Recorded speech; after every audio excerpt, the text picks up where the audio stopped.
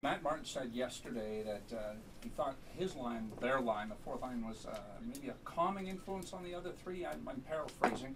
What have you liked about how he and Brian Boyle have come together, adversaries their entire careers at least, and now teammates? Well, obviously that's why we acquired Boiler, and Marty gave us a comfort level anyway. But I think that's real important. The guys played as many playoff games as Boiler has. Even our veteran players haven't played in tons of them, and so just sticking to it and just keep doing what you're doing and not getting caught up in the situation and staying on track. Anytime you get all wound up and you start giving away freebies, especially against a team like Washington, you got to score a lot to get back in the game. So, I think they've been real good for us there. I think Boyle was a huge assist to us down the stretch when I think our group felt the most pressure at the end when we were trying to get in, and I thought he did a real good job in that area.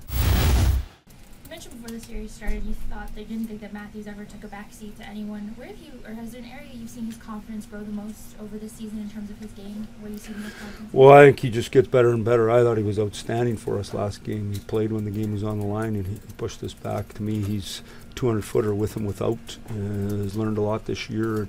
But what I like about him is just steady and great assessment of himself, doesn't get ahead of himself, evaluates himself good, takes ownership for what he does right and what he does wrong, and obviously he's got a bright future. Have you learned stuff about him in this series? Because you guys have faced adversity and faced really tough games, and Game 3 was probably one of his better games, and then Game 4 when that was a tough one. Well, I just thought Game 4 he was really good. I didn't think we had all hands on deck in Game 4 like we had in other games. I've said I think it was the least competitive we were in the series.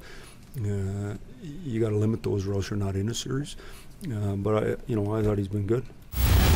Is there anything to you talk about a playoff experience? A lot of your guys got some AHL playoff experience last year.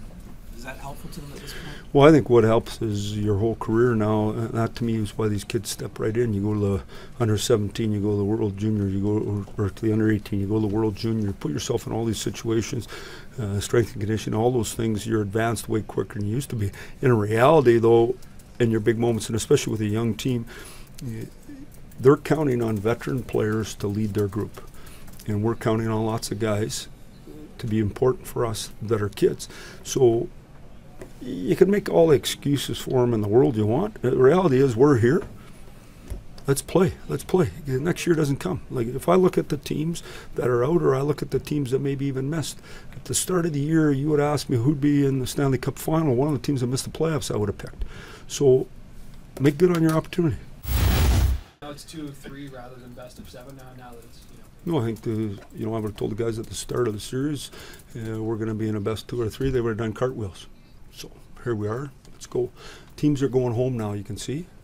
So pretty soon there's only 8. If you want to be one of them, you dig in. Best time of your life, dig in.